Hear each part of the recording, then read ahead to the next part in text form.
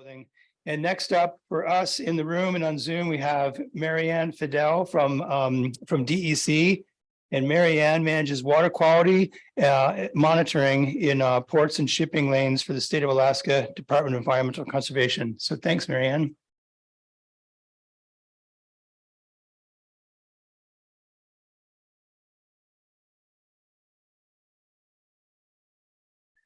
Hi, everyone. Good afternoon. Like Tim said, my name is Maryann Fidel. I work for the state of Alaska Department of Environmental Conservation, Division of Water in Water Quality.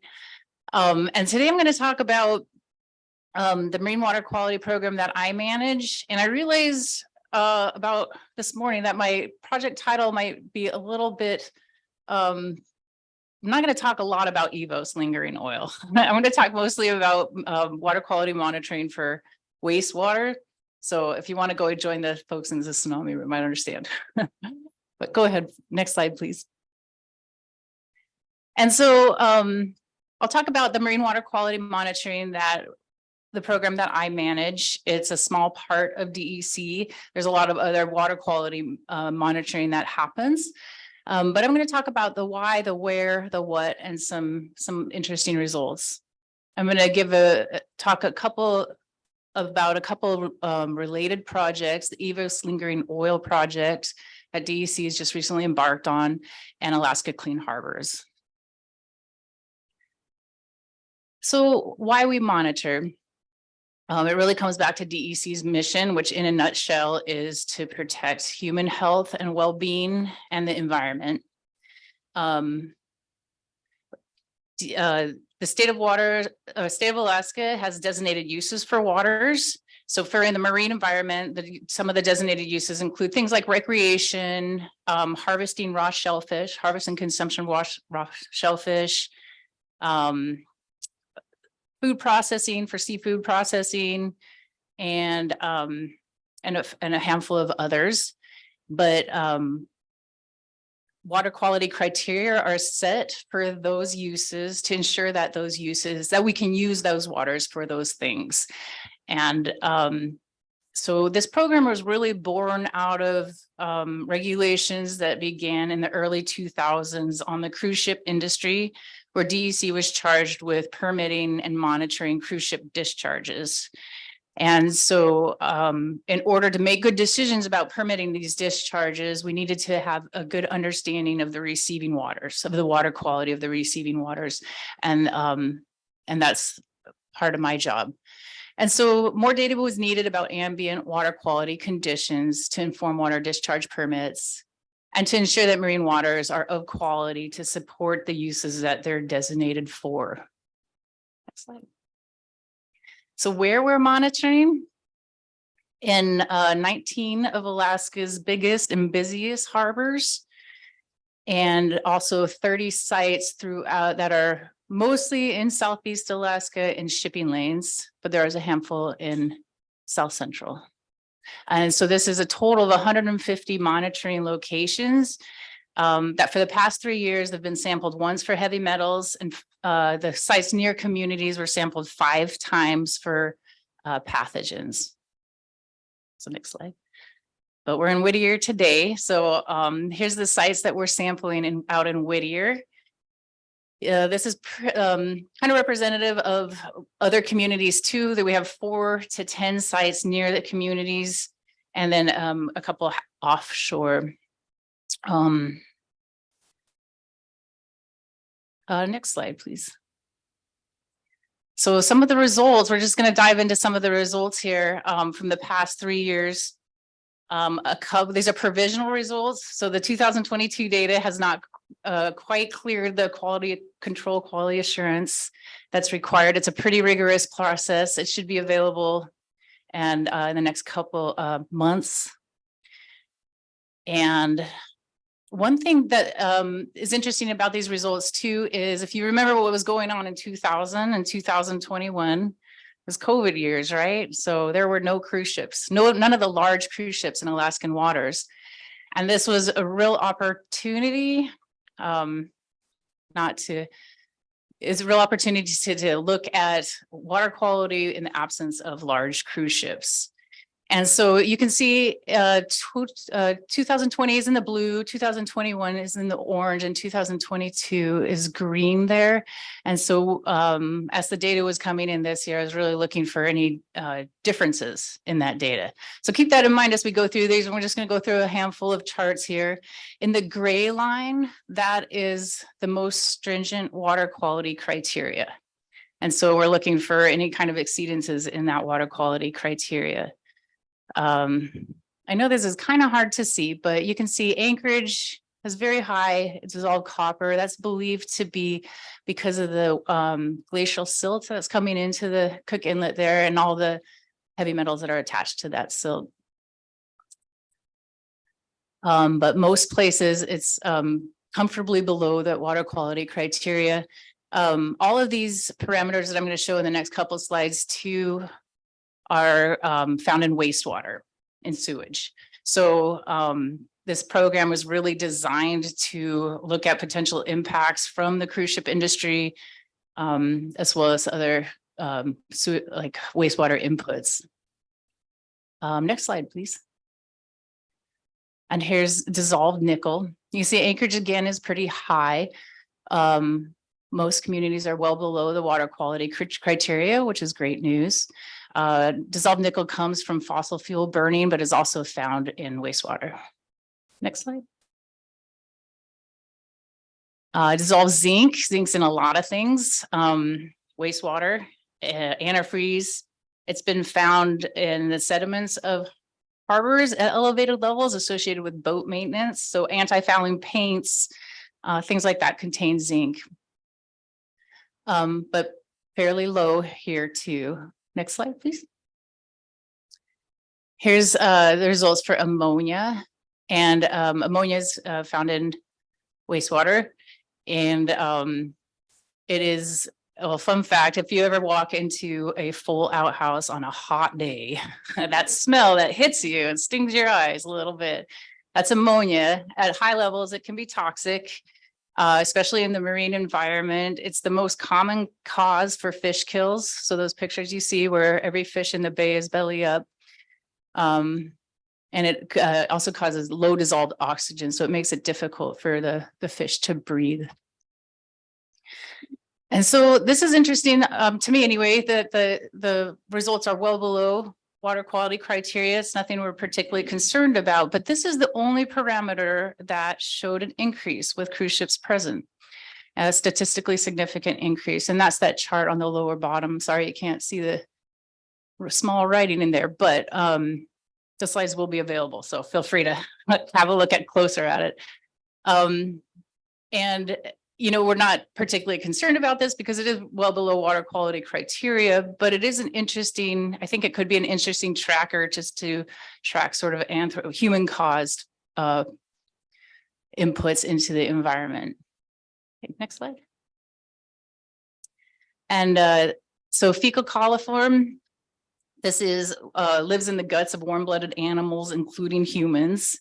And so it's an indicator of other pathogens that can make you sick. So like E. coli. And you can see this is the first slide I've shown. Well, yeah, there are a few exceedances here happening. And so next slide, please.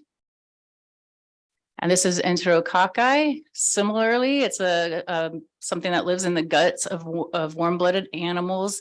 This is thought to be a better indicator of wastewater in the marine environment. It lasts a little bit longer.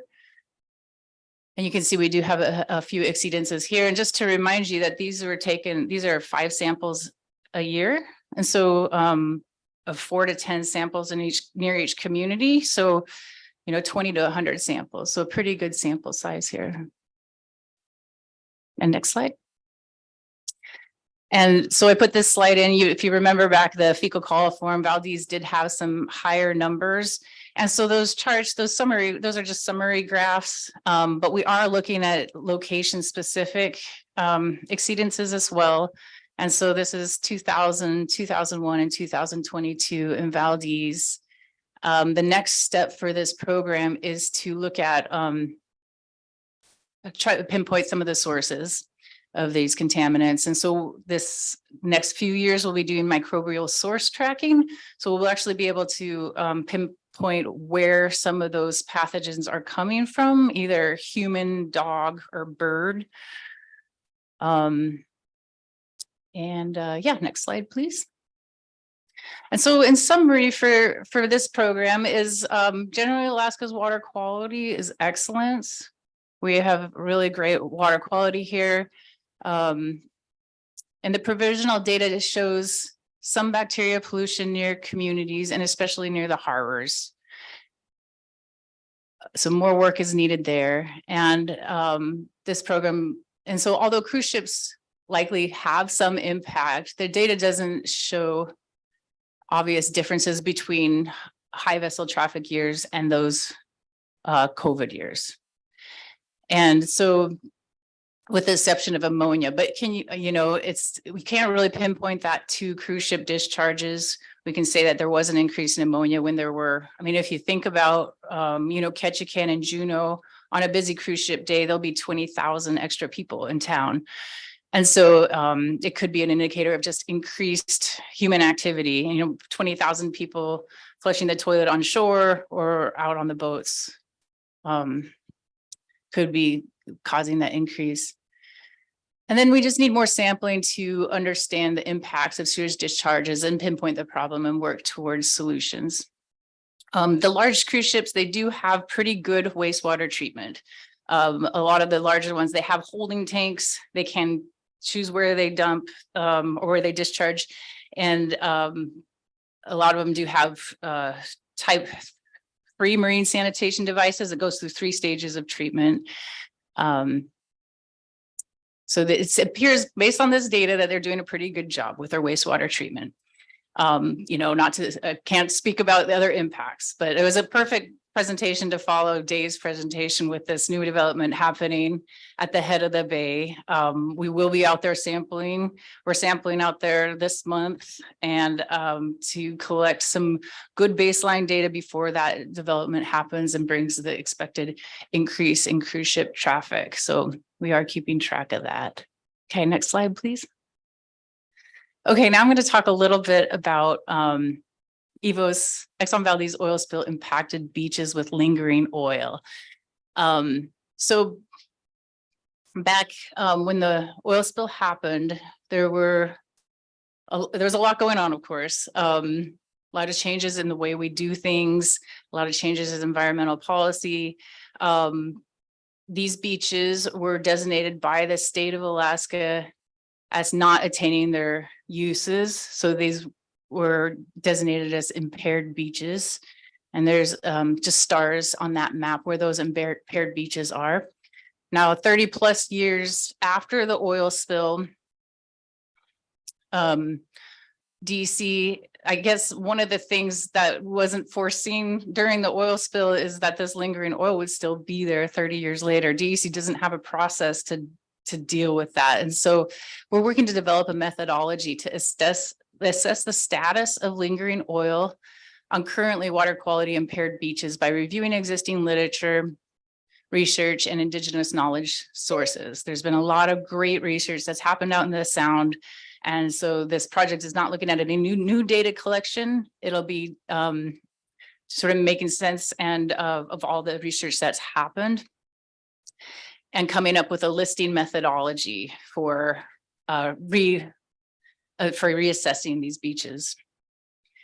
And so the methodology will then be applied to EVOS impacted beaches with lingering oil, and their status will be updated. And so this is going to be a data-driven process. Like I said, we're not collecting any new data. It'll be based in the data that's already been collected. We'll be contracting with a toxicologist to look at the bioavailability of this oil and of this buried oil in the sediments. Okay, next slide. And then another project I just wanted to give a brief mention to is the Alaska Clean Harbors. We're working with Sea Grant to revitalize the program. This is a really great program. It's similar, it's a voluntary, non-regulatory program. So similar to Green Star. So harbors, it's not an easy certification to get. Harbors do have to go through a pretty difficult checklist and do what they can to have clean operations. And then a board reviews that and they get their clean harbor certification or not. So keep your eye out for more information about that. I think there'll be some outreach activities and whatnot. Speaking of outreach, I forgot to mention, I did, as for this EVOS project, for the lingering oil project, once the listing methodology is developed, it will go through a full public review process. And so I did, and we are just beginning this project. We've just begun in the past few months, but there is a sign up sheet backed by RCAC's booth back here for a listserv. If you're interested in commenting on this listing methodology, or if you have any input or advice into this process, please sign up. There'll be opportunities to comment. There'll be public meetings and things like that. And I think that's it. Next slide, please. Yeah. And so if you're interested in any more information about cruise ship compliance, that's the link on the top. The monitoring, this was just scratching the surface of the monitoring we're doing every year. There's a 50-page report or so that will give you the details of the monitoring. If you go to that link, and there's my contact information there. Please feel free to contact me about any of this. Yeah, and happy to take any questions or input, advice.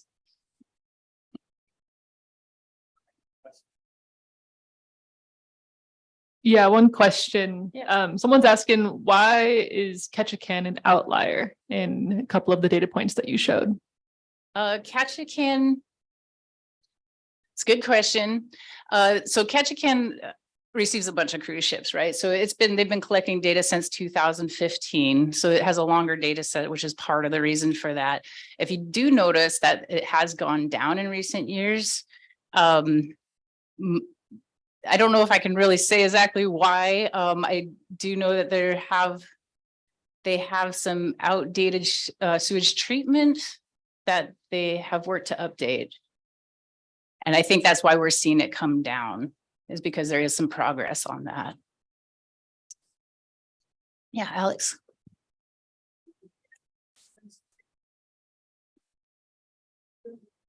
The state might be doing water samples in the day, because the difference seems to be like we've got and there's a Yeah. Right.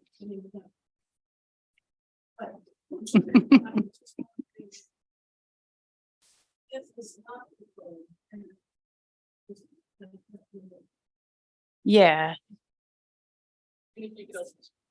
Yeah, the question is, will we be continuing to do this monitoring because Whittier is more bathtub shaped, I guess, but not a canal like Ketchikan and Juneau are, that they continually flush? And the answer is yes, we'll continue to monitor there. We've been doing one-time samples for metals and then 5-time samples for the pathogens. Yeah. They're under a general permit. You can look it up and read it online, the nitty-gritty details of it. But basically, if they are discharging in state of Alaska waters, which is 3 miles offshore in most cases, if they don't meet the most stringent water quality criteria at the end of pipe, they apply for a mixing zone. And I think I forgot to mention it, but in that first slide, I kind of had just a picture of the mixing zones. It's a little bit bigger when they're in port than when they're underway. But they're required, if they do get a mixing zone permit, they're required to sample at the edge of that mixing zone and make sure that they're meeting water quality criteria right outside of the mixing zone. Yeah. Any other questions? Oh yeah, there's the mixing zones, you can see. Yeah. You repeat how folks can get in touch with quite a clean harbor, right? And do we have one here in New Jersey? That's a good question. Is Dave still here? He left, didn't he? I'm not sure about the status in Whittier, if they're a clean harbor. I think they are, but I'm not 100% sure. It's community driven. Yeah. Yeah, it's the harbor masters working together. I don't think citizens are too much involved, but it's the harbor masters working together. And, you know, there's certain things they can do to be cleaner operators, like get these pump outs for pumping boats, for pumping sewage from boats and things like that. And so they work through this checklist and having places to recycle used oil. And they work through all these checklists and they do all the things. And then they get a certification that they can put on their website. They can put the plaque up on their office. And it's all voluntary. It's non-regulatory. DEC is involved in a very peripheral way. Sea Grant is really taking the lead on this. But I did want to mention it because we're talking about, you know, pollution in the harbors, and I just wanted to mention it because there is some great work in it to do a better job, I guess. Yeah. Thanks for that. And then Yeah. one question. I Yeah. get a lot in the Forest Service and stuff. So we get a lot of questions in Prince William Sound and in Southeast as well about air quality. And so Yeah. it's not your office, so you know, no pressure to be honest. But just at the most basic level, is the air program, is that administered out of Juneau or where's the big contact? How is that you know, structured? Good question. I think we have people in Anchorage and people in Juneau. If specifically for cruise ship air pollution, likely Juneau, but I'm not sure. Yeah. Pretty nice spots. It's okay. Yeah, no, it's okay. It's all on the website. Search it. Yeah, you know, I can speak about the wastewater part of it, but I can't really speak about the air or the social impacts or other impacts of cruise ship. Yeah. Any other questions to Maryann? Thank you, Okay, Maryann. thank you.